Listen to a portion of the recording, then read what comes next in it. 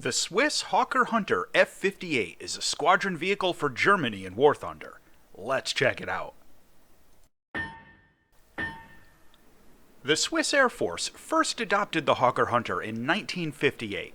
They originally used it purely as an air defense interceptor, but over the years it was adapted to a variety of roles. Switzerland had initiated several tenders for more advanced aircraft in the 1960s, but all of the proposals ran into problems, and upgrading their Hunters usually proved to be the most logical and simple solution. Even as the Northrop F-5E took over as their main interceptor, the Hunter lived on in a close air support role. The Hunter F Mark 58 was originally adapted from the British F-6 model, but added drop tanks and pylons for the Sidewinder missile.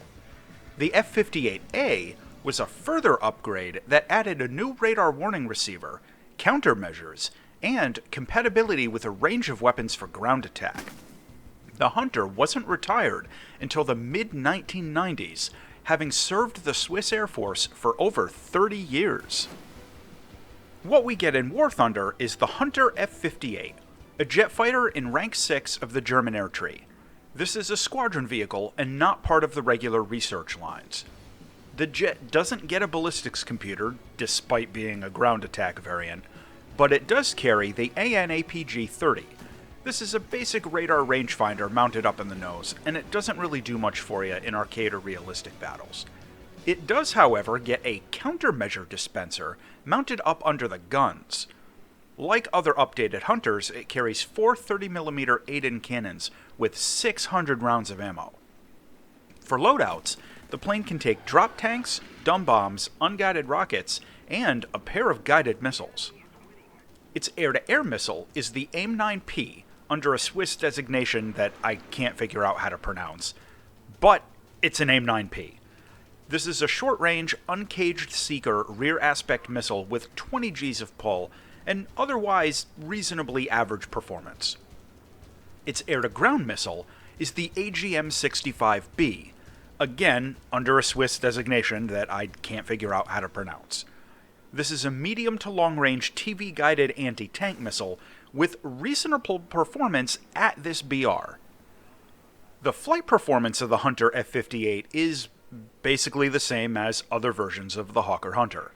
It's subsonic, has reasonable performance compared to other subsonic jets without afterburners, and it can retain energy okay through one or two turns.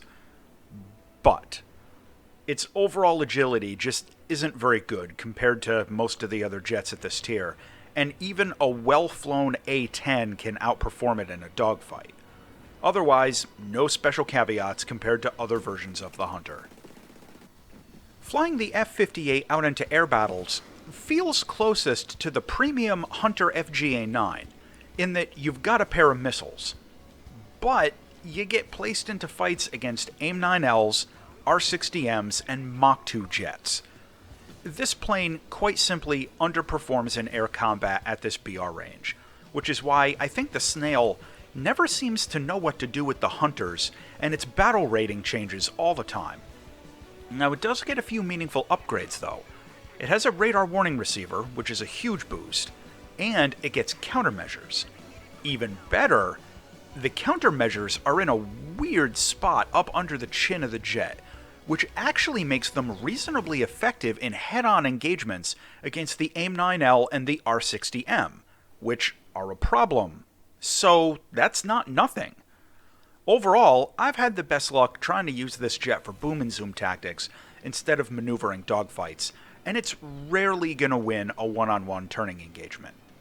The addition of the drop tanks does give it a little bit more reach on some of the larger maps out there, since it normally only gets about 12 minutes of fuel, but just remember that taking the drop tanks is going to significantly reduce the already underperforming dogfight agility. If you take this out as close air support, the addition of the radar warning receiver, the countermeasures, and TV-guided missiles are a huge upgrade over other versions of the Hunter. The jet is actually pretty decent at ground attack, and while the missiles it gets can be a little difficult to lock, this is a perfectly credible platform for close air support.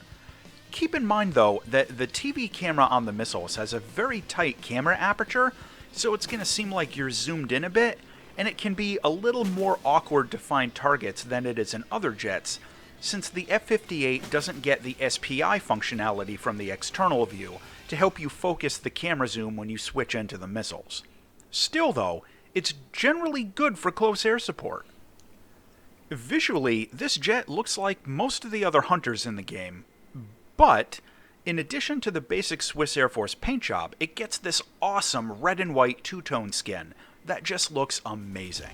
What can I say? I love the look of this thing, as if it came right out of an air show or something. Landing the Hunter F-58 is the same as other Hunters. You can drop gear and flaps at around 400 kilometers an hour, but just be aware that this plane doesn't get a drag chute, even though it has one in real life, so maybe that'll be patched. But for now at least, it's going to have a pretty long landing run. The cockpit has great visibility, just like other versions of the Hunter, along with an easy-to-use gun sight and easy-to-spot instruments. Overall, a great cockpit that's pretty easy to fly in VR. To close out on the Swiss Hunter F-58. This jet has powerful cannons. It can take better external weapons than any other version of the Hunter as of early 2023, including TV-guided missiles. It gets a radar warning receiver along with countermeasures, and it's a squadron vehicle. However, it's still slower and less maneuverable than the majority of jets it goes up against. It doesn't get a ballistics computer, even though it's a ground attack plane. And taking drop tanks incurs a huge drop in overall performance. The final verdict on the Hunter F-58 squadron vehicle is that, like other Hunters, it suffers badly in air battles from BR compression. But it's actually pretty useful for close air support, thanks to its defensive systems and TV-guided missiles at a comparatively low battle rating. As always, thanks for watching.